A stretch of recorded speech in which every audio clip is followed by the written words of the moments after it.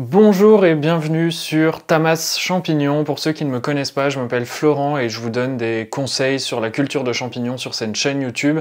Et aujourd'hui, je vais vous parler de 34 champignons cultivables, donc une liste assez complète. L'objectif de cette vidéo, ça va être de vous les présenter un à un, de manière assez courte, pour que vous ayez une vision globale des champignons qui sont cultivables. Dans le monde, il n'y en a pas tant que ça, il y en a une centaine, et il y en a une trentaine qui sont cultivables communément, et vous allez voir, cultivable ne veut pas dire comestible.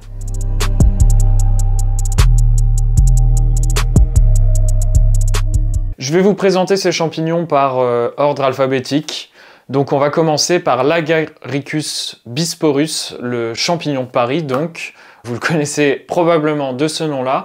C'est un agaric, donc c'est un champignon qui pousse naturellement dans les prés riches en fumier en fait. On va plutôt trouver la rosée des prés dans la nature plus facilement que l'Agaricus bisporus, parce que l'Agaricus bisporus c'est une variété d'agaric qui a été sélectionnée en fait pour pouvoir pousser dans les carrières de Paris. Sa culture a été développée à la fin du 19e siècle à peu près. Pour parler un peu de culture, il se cultive sur fumier de poule, de fumier de cheval, mélangé avec de la paille, pasteurisé bien sûr. Il a une température d'incubation assez haute parce que il pousse sur du fumier, donc dans un compost qui dégage de la chaleur.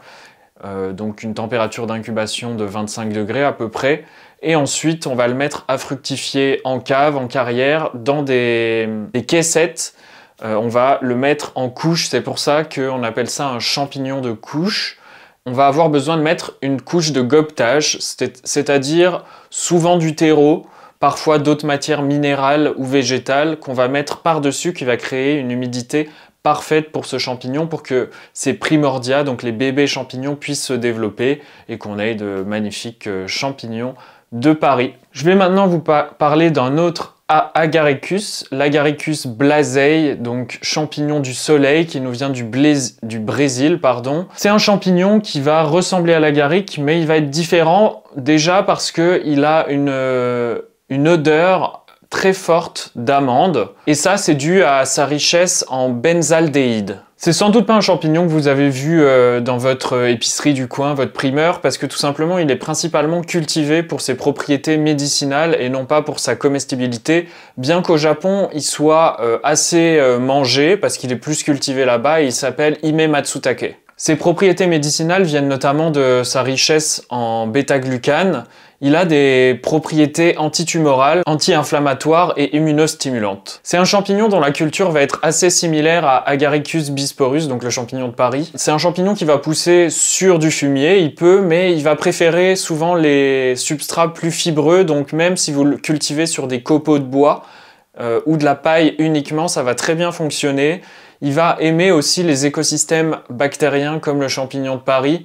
Donc on va moins le cultiver sur des substrats stérilisés, même si c'est faisable, et on va plus le mettre sur du fumier, et même on peut facilement le cultiver au potager en association avec des légumes et des plantes. Le seul défaut de ce champignon, c'est qu'il se conserve très mal, 2-3 jours, donc dès que vous les récoltez, eh bien mangez-les très rapidement. Le prochain champignon, c'est encore un agaric, c'est l'Agaric brunescens. Alors lui, c'est un cousin de l'Agaricus bisporus, du champignon de Paris. Il va vraiment être très similaire, à part qu'il va être brun en fait, et donc il va se cultiver de la même manière que le champignon de Paris. Il va avoir les mêmes caractéristiques. Je peux simplement vous donner une petite anecdote. En fait, le champignon portobello, c'est pas un champignon qui est spécifique à brunescens ou bisporus, c'est simplement une de ces espèces. On le laisse pousser, ouvrir son chapeau au maximum, et ça va nous donner un champignon de Paris, un agaric très large, et c'est ça qu'on appelle les champignons portobello. Le prochain champignon était autrefois appelé Agrocebe aegerita, maintenant c'est Cyclocebe aegerita, donc je l'ai classé ici, mais il aurait pu bien être plus bas dans la liste. On va l'appeler en France foliote du peuplier, dans le sud de la France piboulade. C'est un champignon assez commun dans la nature en France, et du coup il a des noms locaux assez répandus. Il va pousser dans la nature sur les souches du peuplier notamment, mais d'autres feuillus aussi. Et c'est un champignon vraiment avec un long pied un petit chapeau, il est jaune avec un chapeau un peu de velours.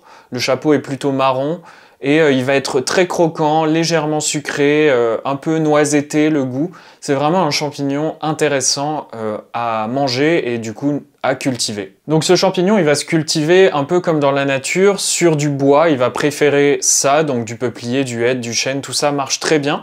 Mais il va aussi très bien fonctionner sur la paille. Donc à vous de choisir selon ce que vous avez. C'est un champignon aussi qui va aimer la chaleur. Il va pouvoir pousser à des températures plus basses que 18 degrés. Mais vraiment, si vous voulez avoir des champignons de qualité, préférez-lui 18-20 degrés pour la fructification.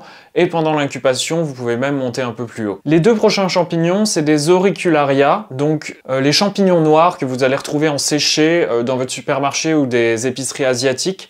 Et ça va beaucoup se retrouver dans des plats chinois en fait. Honnêtement, la différence entre les deux, je ne les connais pas trop parce que je les ai pas cultivés. Mais le premier, c'est Auricularia polytricha.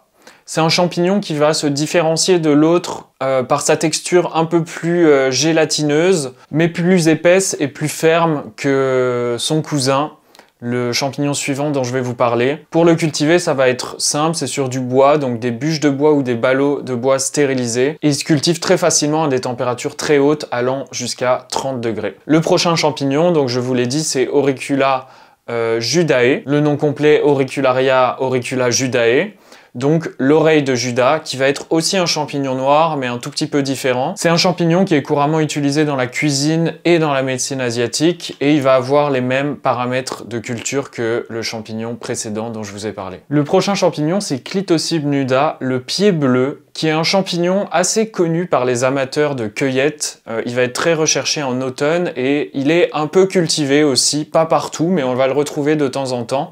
C'est un champignon, donc comme son nom l'indique, qui va avoir une teinte violacée. C'est un champignon qui va être délicieux sauté à la poêle, et pour le cultiver, il va préférer les substrats riches, donc comme le fumier, avec de la paille et de la sciure de bois, et des températures assez fraîches de 12 à 15 degrés. Le prochain champignon, c'est Cordyceps militaris, un champignon qui commence à être connu en Europe, en Occident, pour ses propriétés médicinal, mais qui est connu depuis des centaines d'années en Asie. C'est un champignon qui, dans la nature, va pousser sur les insectes. C'est un champignon parasite qui va coloniser des insectes. Et maintenant, on est arrivé depuis quelques années à le reproduire en culture, en le cultivant sur du riz, avec quelques ajouts de nutriments à l'intérieur. C'est un champignon adaptogène et donc il va avoir notamment des propriétés de stimulant immunitaire, d'endurance et de libido. Il contient notamment de la cordycépine qui va lui fournir certaines de ses propriétés et aussi sa couleur orange vif qui fait que c'est un champignon très reconnaissable. Donc comme je vous l'ai dit, pour la culture, ça va se faire sur du riz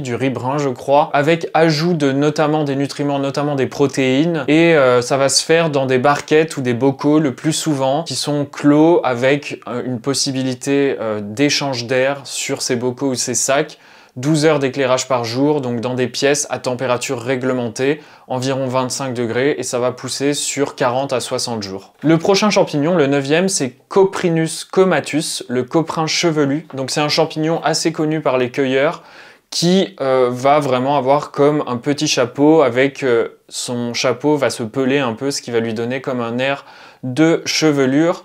Si vous le récoltez, eh bien mangez-le très rapidement parce que c'est un des champignons qui va pourrir le plus vite et en plus il va faire des énormes traces noires là où vous l'avez entreposé. Pour le cultiver, ça va être une culture un peu comme les agarics sur une base de fumier. Il est particulièrement adapté à la culture en plein air. Le prochain champignon, c'est Flammulina velutipes. C'est le champignon plus connu sous son nom commun enoki, donc un nom japonais parce que là-bas, il est très consommé dans les soupes notamment. C'est un champignon qui va se cultiver en bouquet parce qu'il a un pied très fin et un minuscule chapeau. C'est un champignon très croquant, légèrement sucré et il va avoir des propriétés antibactériennes et il est riche en antioxydants. C'est un champignon qui va pousser sur de la sciure de bois stérilisée. On va surtout en Asie le cultiver dans des bouteilles pour pouvoir guider la forme du pied, mais ça peut très bien se faire en sac aussi. Il va aimer la faible lumière et les températures fraîches de 10 à 15 degrés. Champignon suivant, le Ganoderma lucidum, le reishi ou champignon de l'immortalité. Tout simplement parce qu'il a été donné pendant très longtemps aux empereurs de Chine, à chaque fois qu'ils étaient sacrés empereurs, parce qu'il avait la réputation de les faire vivre plus longtemps. Et ça, c'est sans doute dû à ses propriétés médicinales, notamment immunostimulantes. C'est un champignon qui va très très bien se cultiver sur bûche, mais vous pouvez aussi le cultiver en sac de sciure de bois stérilisé. Et pour ça, c'est pas très compliqué. C'est un substrat de sciure de bois avec 0 à 15-20% de son de blé. Et vous le laissez pousser même dans le sac. Pour moi, c'est la méthode la plus simple pour le faire pousser jusqu'au bout. Et vous aurez par contre une récolte au bout de 6 à 12 mois. C'est un champignon qui pousse très lentement. Le prochain champignon, Griffola frondosa, plus connu sous le nom de maitake ou poule des bois en France. C'est un champignon qui va pousser sur les souches dans la nature. Il est assez rare d'en trouver, mais quand vous en trouvez, ce sera des énormes touffes. Et moi, je l'ai jamais goûté, mais apparemment, c'est un goût très boisé, très puissant et une texture très ferme, donc intéressant à cuisiner. Il est donc très intéressant en cuisine et aussi pour ses propriétés médicinales parce qu'il est riche en bêta-glucane, donc vous le retrouverez souvent dans des compléments alimentaires. Pour le cultiver, c'est un champignon qui va bien se cultiver sur souche, c'est vraiment la méthode la plus simple pour le cultiver. Donc d'inoculer des souches d'arbres qui viennent d'être coupées avec des chevilles de mycélium, mais vous pouvez aussi le cultiver en ballot de sciure stérilisé. Ça va être un peu plus compliqué parce qu'il a des paramètres très très précis pour la fructification. À chaque étape de fructification, il y en a plusieurs. Comparé aux autres champignons, il n'y en a que 2. Eh bien, il faut des paramètres bien précis. Donc, ce n'est pas un champignon qu'il faut cultiver si vous êtes débutant. Le 13e champignon, c'est l'Ericium erinaceus. Alors celui-là, il est vraiment hyper méga connu en ce moment parce qu'il est à la fois délicieux à manger et à la fois très intéressant médicinalement. C'est le champignon hydne hérisson, aussi connu sous le nom de crinière de lion, donc lion's mane, c'est le nom anglais. Et donc c'est un champignon qui va être une boule un peu poilue, blanche, qui va pousser dans la nature sur les arbres, mais on va pouvoir le cultiver sur bûche et sur ballot de sciure stérilisé. C'est un champignon que je cultive assez souvent et qui est, d'après moi, plutôt simple à cultiver, bien qu'il soit sensible en fructification. Il va suffire de l'incuber pendant 2 semaines et ensuite vous aurez des champignons, après l'avoir mis en culture, une dizaine de jours plus tard à peu près, et il va donner régulièrement comme ça pendant 2 mois à peu près. Comme c'est des boules, vous allez pouvoir faire des tranches avec pour le cuisiner, on va pouvoir cuisiner ça comme un steak. Il a une texture très charnue et un goût qui va se rapprocher de produits de la mer un peu iodés, donc on va souvent le comparer au crabe, au homard, mais bien sûr c'est un rapprochement, ça va pas être exactement la même chose. Il agit apparemment sur la régénération neuronale, donc grâce à des molécules, les éricénones et érinacines. Excusez-moi d'interrompre cette vidéo, mais si vous êtes encore là, eh bien c'est que la culture de champignons, ça vous intéresse, et donc pour ça, j'ai créé un petit guide comment créer votre ferme à champignons où vous trouverez toutes les bases de la culture de champignons de A à Z. Je vous mets un lien juste ici pour télécharger ce livret, c'est 100% gratuit, vous avez juste à rentrer votre adresse mail et je vous l'envoie tout de suite. Allez, je vous laisse découvrir la suite de la liste des champignons cultivables. Passons au 15e champignon, Ipsizygus tessulatus, plus simplement appelé shimeji ou Buna shimeji. Donc comme son nom l'indique, c'est un champignon qui est à l'origine asiatique. C'est un champignon qui a une forme assez classique avec un pied moyen et un petit chapeau. Il va en avoir un blanc et un brun et il va être croquant, noisetté avec un goût qui va s'approfondir à la cuisson. Donc c'est un champignon vraiment de cuisine. C'est un champignon qui a des paramètres de culture assez classiques, donc qui va se cultiver, qui va incuber un peu longtemps.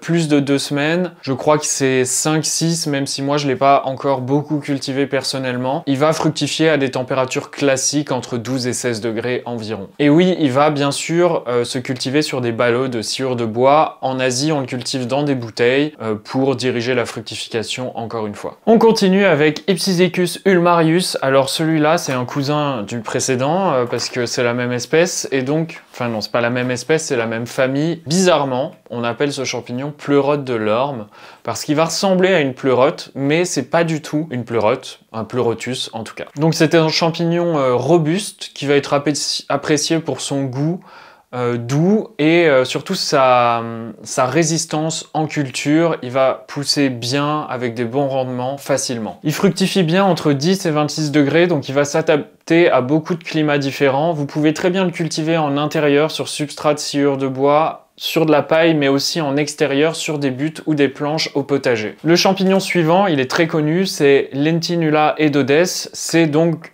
vous l'avez deviné, le shiitake. Le shiitake, champignon le deuxième ou le troisième le plus consommé dans le monde. En Asie, il est cultivé sur bûche depuis plus de 1000 ans. En plus d'être délicieux et très utilisé dans les soupes, notamment les bouillons de ramen, il va aussi être riche en lanthinane et en d'autres bêta-glucanes qui vont lui conférer des propriétés immunostimulantes très intéressantes et dont vous le retrouverez souvent en complément alimentaire. Sa culture va se faire de plusieurs manières, donc plutôt traditionnellement sur bûche, notamment de chêne. Ça va prendre assez longtemps, c'est un champignon qui prend du temps à cultiver, quelle que soit la méthode. Sur bûche, vous aurez des récoltes 1, 2, 3 ans après l'inoculation de la bûche, ça dépend de la taille. Vous pouvez aussi le cultiver en intérieur, sur bloc de sciure de bois enrichi, et donc là, ça va prendre moins de temps, mais quand même, environ 3 mois du moment où vous inoculez les blocs de sciure et au moment où vous récoltez. C'est un champignon qui a la particularité de pouvoir être forcé, donc on va pouvoir forcer la fructification, que ce soit avec les bûches ou les blocs, par trempage dans l'eau pendant 24 heures. Il va pousser entre 12 et 18 degrés environ. La prochaine espèce, c'est Morchella angutisteps. Excusez-moi ma prononciation des noms latins, bien sûr. C'est un champignon, la mori noire, comme vous connaissez très bien. Il y en a d'autres, des espèces de mori. Plusieurs se cultivent. Ça, c'est une des plus connues. Dans la nature, ça va pousser à des endroits un peu inattendus. Après des incendies, ça va aimer les terrains qui sont un peu abîmés. On arrive de plus en plus à le cultiver, mais ça reste encore en période d'essai parce que ça fait seulement une dizaine d'années. Donc ce champignon, il va se cultiver notamment sous serre. C'est assez spécial pour ça. Donc on va préparer la terre en vérifiant la composition, donc surtout le pH, mais d'autres micronutriments présents dans la terre. Et ensuite, on va mettre à l'automne des morceaux de mycélium dans le sol qui vont se répandre. On va les nourrir pendant l'hiver et au printemps, vous allez avoir vos récoltes de mori. Le prochain champignon, c'est Paneolus ou Copelandia sianensis. Alors ce champignon-là, vous pouvez le cultiver si vous voulez, mais je vous conseille pas parce que c'est illégal, c'est un champignon hallucinogène. C'est un champignon donc qui va contenir des principes actifs hallucinogènes, qui va pouvoir se cultiver surtout en planche à l'extérieur, pas en intérieur parce qu'il a besoin d'un environnement riche en bactéries. C'est un champignon qui va pousser donc sur du fumier et qui va aimer les températures entre 24 et 30 degrés parce que c'est un champignon tropical qui, dans certaines régions du monde, est utilisé traditionnellement pour des cérémonies. Le champignon suivant, c'est Pholiota nameko. Alors celui-là, c'est un champignon vraiment spécifique à l'Asie parce que c'est comme une petite foliote, mais en gros, qui va former un gel sur le dessus. Et donc, c'est pas un champignon qui va forcément être très attirant pour le consommateur français, mais en Asie, ils en sont très fans parce que tout simplement, ils mettent ce champignon dans des bouillons et ça va épaissir le bouillon. Le gel va épaissir le bouillon. Après, c'est un champignon qui, une fois sauté à la poêle, le gel disparaît complètement. Donc, moi, j'en ai mangé et c'est vraiment très très bon. Croquant, et puis surtout ça fait des petits champignons individuels, c'est assez beau à mettre dans un plat. C'est un champignon qui va surtout se cultiver sur bloc de sciure de bois. Il faut maintenir une humidité assez haute et des températures fraîches en dessous de 16 degrés pour pouvoir le cultiver. Vous pouvez aussi le cultiver en planche à l'extérieur, dans une forêt, dans votre potager. Je crois aussi qu'il se cultive sur bûche. Le seul souci en extérieur, c'est que dû à son gel, eh bien, dès qu'il y a des choses qui vont tomber dessus, ça va coller sur le champignon. Donc ça va être beaucoup plus dur à nettoyer, mais c'est un peu le seul souci. Sinon, n'hésitez pas à le cultiver en extérieur au potager, en planche, avec des copeaux et du broyat de bois par exemple. Le prochain champignon est encore une foliote, c'est Pholiota adiposa, donc la foliote chestnut, elle est appelée comme ça en anglais. C'est une foliote donc qui va pousser en grappe avec des longs pieds, des petits chapeaux marrons et il va y avoir sa spécificité qui le rend très beau d'après moi, c'est des petits flocons blancs sur tout son chapeau. Il va être très croquant, très bien en sauté, en plat asiatique, mais vraiment juste sauté comme ça tout simplement avec un peu d'ail, c'est délicieux. C'est un champignon qui va pousser sur un substrat lignocellulosique, donc un substrat à base de bois. Il va incuber en ballot pendant 5 à 6 semaines et ensuite il va mettre 3 semaines environ à fructifier. Donc c'est un champignon un peu lent à fructifier mais assez résilient si vous lui donnez des bonnes conditions, c'est-à-dire une température entre 12 et 18 degrés environ d'après ce que j'ai pu observer. Le champignon suivant est de plus en plus connu, c'est le pleurote jaune, Pleurotus citrinopelliatus. Alors celui-là, c'est un pleurote assez classique qui va pousser sur de nombreux substrats, mais notamment la paille, c'est sur ça qu'il va pousser le mieux. Et donc on va le cultiver plutôt quand il fait un peu plus chaud, parce qu'il va préférer la chaleur, mais moi, chez moi, j'ai pas eu de mal à le cultiver à des températures allant jusqu'à 10 degrés. Juste, il va donner des plus belles volées, des plus belles grappes de champignons à un meilleur rendement à des températures de 15 jusqu'à 20, voire un peu plus haut, je crois. C'est un champignon qui est tropical, donc il est jaune, brillant. C'est vraiment quelque chose de très beau à mettre sur un étal de marché qui peut plaire si vous êtes vendeur de champignons. Eh bien, ça peut vraiment attirer le regard. Moi, je le trouve aussi très intéressant en texture et en goût. Il va être vraiment presque anisé, mais pas après cuisson. Il va avoir une odeur très florale, il va être très croquant. Je le trouve vraiment très intéressant comme champignon. Son seul défaut, c'est qu'il est très sensible, il va se casser très vite dès qu'on va le toucher, donc vraiment, il faut le récolter avec soin et le conserver avec soin. Le prochain, c'est encore un pleurote, il y en a plusieurs, c'est Pleurotus cystidiosus. Alors moi, je le connais pas bien parce que je l'ai jamais cultivé, mais c'est un pleurote appelé aussi pleurote abricot, pleurote tropical, donc c'est un pleurote qui va ressembler au Pleurotus austriatus, donc au pleurote gris qu'on n'a pas encore vu, mais qui va pousser de manière similaire, qui va s'adapter à de nombreux substrats, mais simplement la différence c'est qu'il va avoir des températures de fructification plus hautes, donc qui peut s'adapter à un climat tropical si c'est là où vous vous trouvez. Un autre champignon qui va aimer les climats tropicaux, c'est le pleurote rose, Pleurotus jamor. Alors celui-là, il va se cultiver à des températures vraiment très hautes, il va pousser jusqu'à 30 degrés. Donc si vous êtes dans un endroit vraiment très chaud, ça peut être une bonne idée. Il faut faire simplement attention parce qu'il ne va pas se conserver longtemps et il va développer une odeur très forte de poisson. C'est vraiment pas agréable si vous ne le consommez pas vite après sa récolte.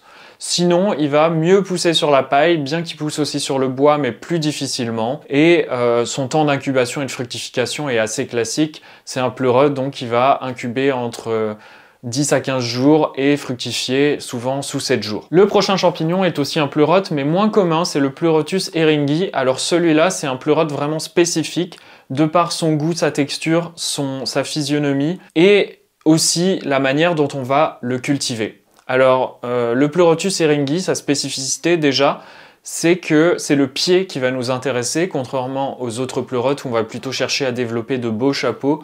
Et bien là, ça va être le pied, qu'on va chercher à avoir un pied plutôt large, épais, un peu long, mais pas trop, et un minuscule, enfin le plus petit possible, chapeau possible. C'est un champignon qui est hyper apprécié en Asie, il est hyper connu, il marche super bien en barbecue, ils le mettent beaucoup dans les nouilles, dans les soupes, et c'est assez marrant parce qu'en fait, à l'origine, c'est un champignon qui pousse naturellement dans le bassin méditerranéen, en Europe, notamment au pied des chardons panicots, donc du chardon ehrings, c'est de là que vient son nom latin. Et pourtant, c'est en Asie où il est le plus cultivé et le plus consommé, donc tellement il est apprécié là-bas. Pour le cultiver, il va pousser, c'est un pleurote aussi bien sur la paille et sur le bois.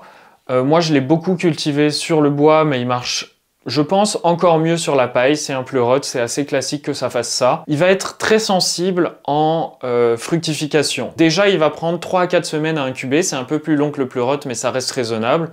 Et ensuite, en fructification, il va pas pousser sur le côté des sacs, il va pousser au-dessus.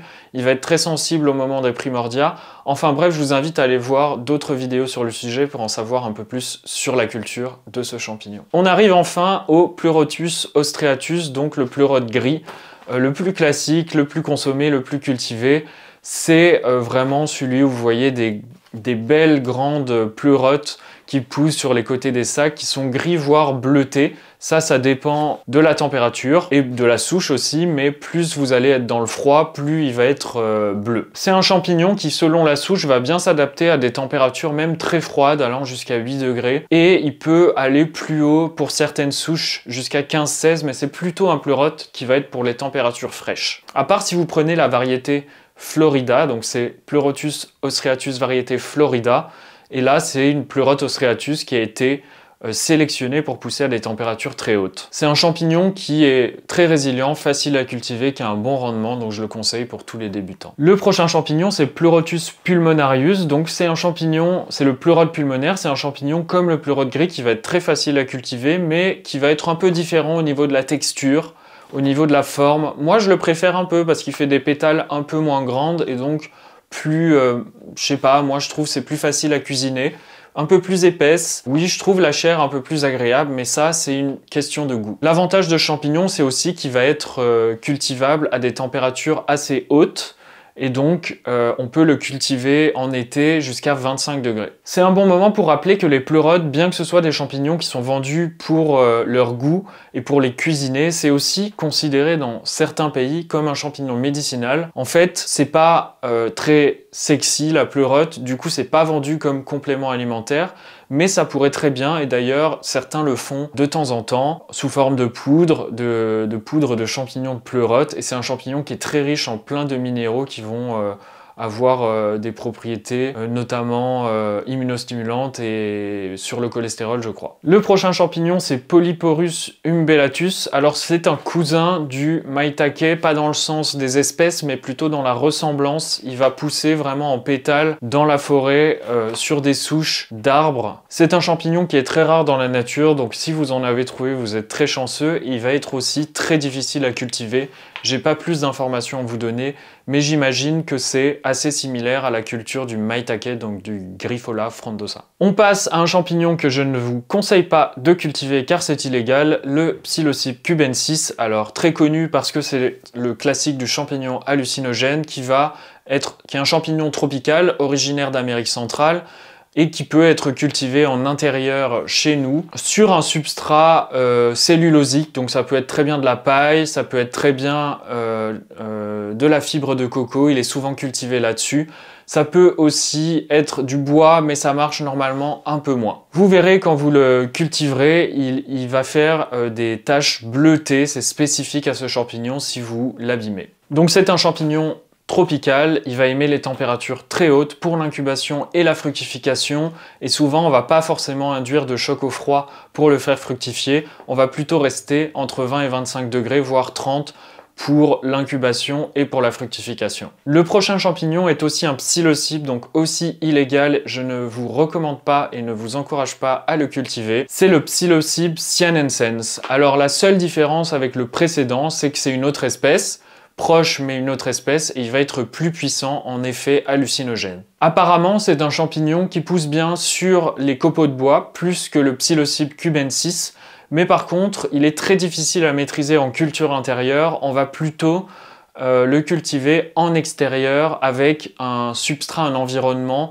en association avec un écosystème bactérien. Il ne nous reste plus que 4 champignons et le 31e champignon c'est le Sparasis crispa, aussi appelé morie blanche. Je ne sais pas pourquoi parce que ça n'a rien à voir avec la morie, à part peut-être une forme un peu similaire, mais vous irez voir par vous-même, je trouve pas forcément que ce soit très proche. On va aussi l'appeler champignon chou-fleur en anglais. C'est un champignon qui dans la nature va pousser sur la base des conifères, donc il n'est pas forcément hyper rare, mais quand vous le trouvez, quand les cueilleurs le trouvent, ils sont généralement très contents parce qu'il est délicieux, il est croquant, il a un goût assez doux.